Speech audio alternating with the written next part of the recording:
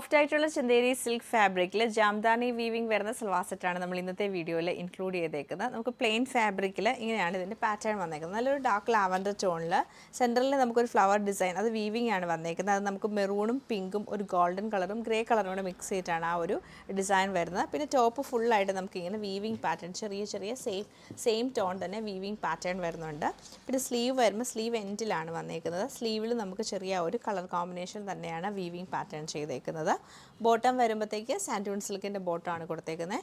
അതുപോലെ ദുപ്പട്ട വരുമ്പോൾ പ്ലെയിൻ തന്നെ നമുക്ക് സെയിം ടോപ്പിൻ്റെ ഫാബ്രിക് തന്നെയാണ് വന്നേക്കുന്നത്. ദുപ്പട്ടയിലേക്കും അതിൽ ഫുള്ളായിട്ട് വീവിംഗ് ആണ് ചെയ്യുന്നത്. നമുക്ക് ആ ഒരു കളർ പാറ്റേൺ തന്നെയാണ് വീവിംഗ് വരുന്നത്.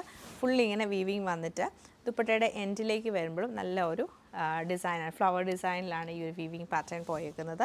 കളേഴ്സ് അവൈലബിൾ ആയിട്ടുള്ള നമുക്കൊരു ഓഫ് വൈറ്റ് ഷെയ്ഡ് വരുന്നുണ്ട്, അതുപോലെ തന്നെ ഒരു പിങ്ക് ടോൺ വരുന്നുണ്ട്, ഡാർക്ക് ഗ്രേ, പിന്നെ വന്നേക്കുന്നത് ഗ്രീൻ കളറാണ്.